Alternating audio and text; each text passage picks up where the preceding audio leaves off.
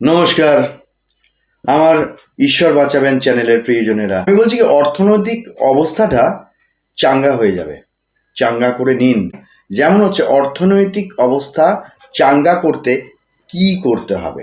একটা হলুদ কাগজ, হলুদ রঙের কাগজ, তার উপর লাল কালি দিয়ে, যে কালারই হোক না কেন, হলুদ আর লাল মিশে যাই হোক, হলুদ কাপড়, কাগজ, হলুদ কাগজ লাল কালি দিয়ে ওম কুবেরায় নমঃ এই মন্ত্রটা লিখে, যেখানে আলমারি যেটার মধ্যে টাকা পয়সা অলংকার রাখেন, সেইখানে একটা পাল্লায় ছোট করে স্টিক করে দিন, লাগিয়ে দিন।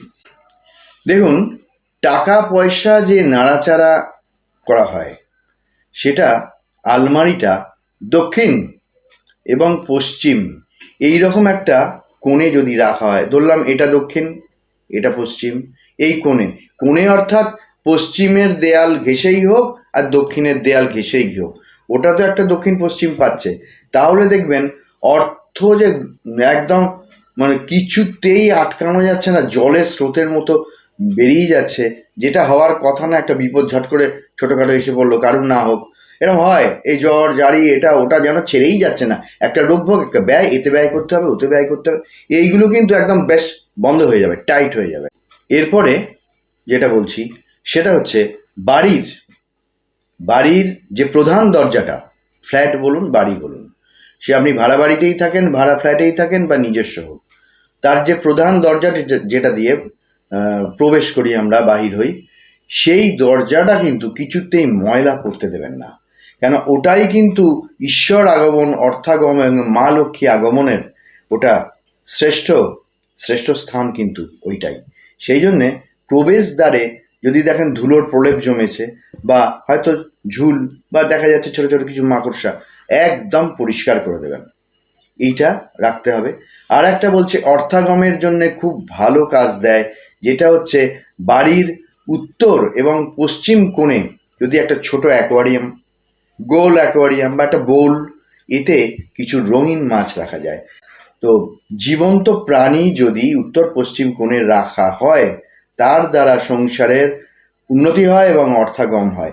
আর একটা অর্থাগম বলছি, ওই উত্তর পূর্ব কোণটা যদি পান, সে বাড়ির ঘরের কোনো জানলা হোক, বক্স জানলা, বা ঘরের কোনো কোণে যদি একটা স্ট্যান্ডের ওপর একটা চীনামাটির পাত্র বা একটা মাটির বোলের মধ্যে মানি প্ল্যান্ট, আসলে মানি প্ল্যান্টটা বারান্দা বা একটুখানি যাতে রোদ্দুর পায় এরকম স্থানে উত্তর পূর্ব কোণে যদি রাখা হয় মানি প্ল্যান্ট গাছ, তাহলে উত্তর পূর্ব কোণে মানি প্ল্যান্ট আর দক্ষিণ পশ্চিম কোণে অ্যাকোয়ারিয়ামে মাছ, এই দুটো যদি রাখা যায়, তাহলে কিন্তু অর্থাগম আটকানো খুব মুশকিল। অর্থ আসবেই, যেভাবেই হোক ঠেলে ঠুলে ঠিক অর্থ আসবে। এইবারে আমি আর একটা বলছি, যেগুলো বলছি সব কটাই কিন্তু অর্থাগম হবে, এবং দেখবেন আপনাদের প্রচুর একটা ব্যয় হয়ে গেল, তা কিন্তু হবে না। আমি চাই না মানুষকে একটা বিশাল ব্যয়ের মধ্যে, আমি বলতে পারি যে একটা সূর্য যন্ত্র কিনুন, একটা শ্রী যন্ত্র কিনুন, একটা কুবের যন্ত্র কিনুন। হ্যাঁ, এগুলো তো কেনা যায়, কিন্তু তার থেকে যদি নিজে করে বেশ সুন্দর করে সাজিয়ে গুজিয়ে এরকম করে নেওয়া যায়, তাহলে কিন্তু ঈশ্বর সবচেয়ে বেশি এতে প্রসন্ন হন। মা লক্ষ্মী, কুবের, ধন্বন্তরী, সেই ঘরে রোগভোগও হয় না এবং অর্থাগমটা হয়। এরপরে যেটা বলছি সেটাও একটা মূল্যবান, বাদ দিয়ে যাবেন না, সব কটাই করবেন এবং এতে কোনো অর্থ ব্যয় বেশি কিছু হবে না। যদি রান্নাঘরটা আপনার, রান্নাঘরটা যদি পূর্ব এবং দক্ষিণ কোণে হয়, দক্ষিণ পূর্ব কোণে, হ্যাঁ, বা দক্ষিণ পূর্ব দিকে যদি রান্নাঘরটা হয়, তাহলে কোনোদিন খাদ্যের অভাব হয় না। এবং দক্ষিণ পূর্ব দিক থেকে যদি ইলেকট্রিসিটি আসে, তাহলে সেই বিল্ডিংয়ে বা সেই বাড়িতে অগ্নি, যে একটা আগুন লেগে যার ভয়, এটা কিন্তু থাকে না।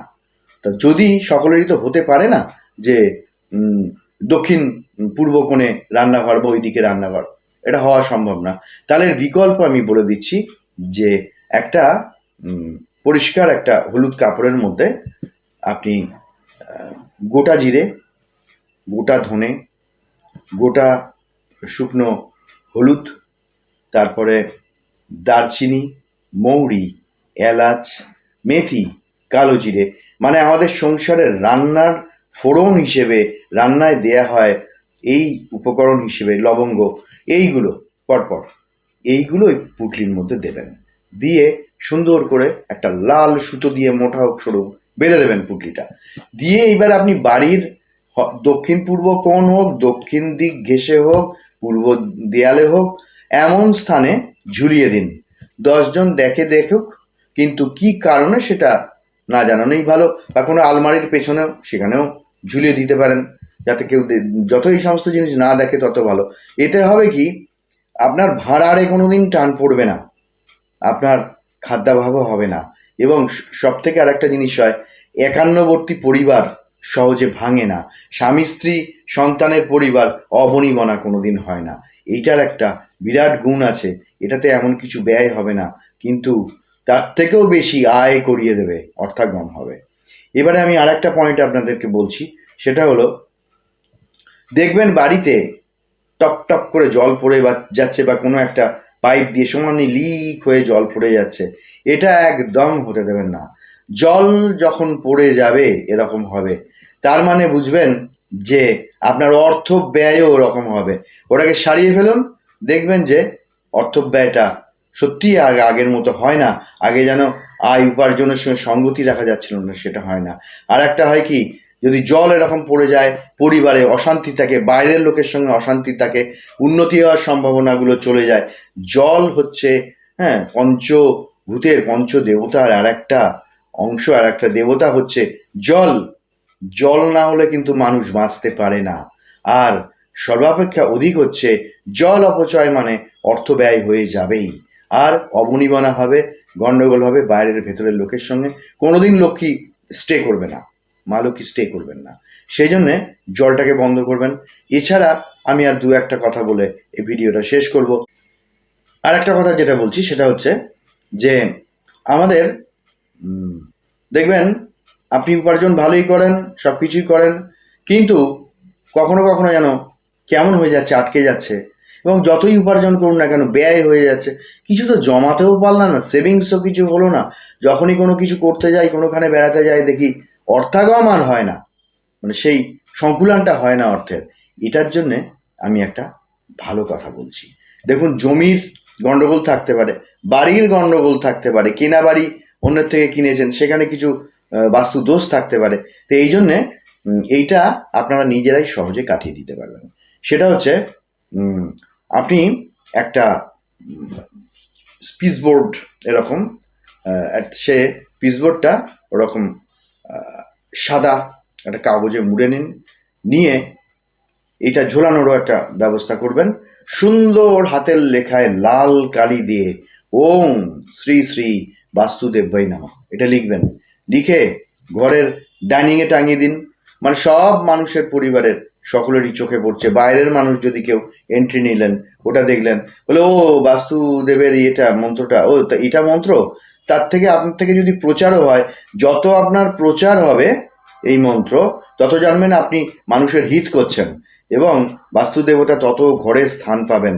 এই বাস্তু দেবতার এই মন্ত্রটা ওম শ্রী শ্রী বাস্তুদেবাই নমঃ, এইটাকে যদি ঝুলিয়ে দিতে পারেন সুন্দর করে লিখে, অবশ্যই দেবেন, অবশ্যই দেবেন, তাহলে দেখবেন আপনার ঘরে যে বিভিন্ন ধরনের রোগ ব্যাধি বা নেগেটিভ ওয়েভগুলো অনেকটাই দূর হয়। তারা সবসময় যায় না, অনেকটাই দূর হয়। আর আমি আগেও বলেছিলাম যে বিছানায় বসে খাওয়ার অভ্যেস একদম ঠিক না, আর রাত্রিবেলা এঁটো কাটা ঘরের মধ্যে রেখে খাওয়া একদমই ঠিক না, ওতে লক্ষ্মী থাকেন না। আর এঁটো থালা বাসন পড়ে থাকলো, আর ওগুলোতে জল দিয়ে ভালো করে জল দিয়ে রাখতে হবে, তাহলে দোষের হবে না। আর ঘরের ধুলো টুলো এই সমস্ত এখানে পড়ছে ওখানে পড়ছে, এগুলোকে পরিষ্কার রাখতে হবে, কারণ ধুলো স্থানে মা লক্ষ্মী থাকেন না। হ্যাঁ, এই জন্যে অনেক সময় আমাদের নেগেটিভ হয় বলে অর্থাগমটা হয় না, এলেও সেটা ব্যয় হয়ে যায় বা আসেও না। তো এই কাজগুলো সব কিছু কাটানোর জন্যে আমি বললাম যে বাস্তু দোষটা মেনলি কাটানোর জন্যে একটা বাস্তু পুজো করে নিতে পারলে ভালো হয়। সেটা পরের কথা, সেটার ব্যাপারে আমি অন্য একটা ভিডিও বলবো, কিন্তু আপাতত এইগুলো করুন, দেখবেন বেশ অর্থাগম হওয়া শুরু হবে। আজকে অর্থ মা লক্ষ্মীর কর্ম, মা লক্ষ্মীর সম্পদ কি করে আমরা পাবো সেটার উপরেই নির্ভর করে আমি ভিডিওটা করেছি, এবং যাতে বাস্তু দোষটা কিছুটা কাটে, কারণ অর্থাগম হচ্ছে চলে যাচ্ছে, সেটা হলে তো হবে না, বাস্তু দোষটাও কাটতে হবে। বাস্তু পুজো করতে গেলে অনেকক্ষণের ব্যাপার, প্রস্তুতির ব্যাপার। সেই জন্যে ওম শ্রী শ্রী বাস্তুদেব বৈ নমঃ এই মন্ত্রটা লিখে একদম সাদা কাগজে পিসবোর্ড দিয়ে ওটাকে মুড়ে লাল কালিতে একদম সুন্দর করে লিখতে হবে, করে একটু মোটা করে লিখে ওটাকে টাঙিয়ে দেবেন, লাল লাল কাঠ দিয়ে টাঙিয়ে দেবেন এইভাবে, এই পেরেক এই আর এই ঝুলছে ওইটা, এইভাবে করবেন। তাহলে আমি আশা করি এইটা যদি সবকটা যখন প্রস্তুতি নেওয়া হয়ে যাবে, কাজগুলো যখন করা হয়ে যাবে, আপনি সংসারে করে ফেলতে পারবেন। তার থেকে 15 দিন হিসাব করবেন, দেখবেন সত্যি আপনার অর্থের যে আমদানি সেটাও হচ্ছে এবং সে প্রচুর যে ব্যয় হয়ে যাচ্ছিল এটা হচ্ছে না। তা আমার প্রিয়জনেরা, সকলের আমি শুভ কামনা করি বরাবরই, কারণ আমার ভালো হোক শুধু ওই বলা বোকামি, আমাকে নিয়ে জগৎ সংসার নয়, সবাইকে নিয়ে জগৎ সংসার। তাই যদি আমি শুভ কামনা করি, যেমন নিজেরও ভালো হবে এবং আপনাদেরও ভালো হবে। আজকে এই পর্যন্ত, নমস্কার, ধন্যবাদ, সকলে ভালো থাকুন, সুস্থ থাকুন।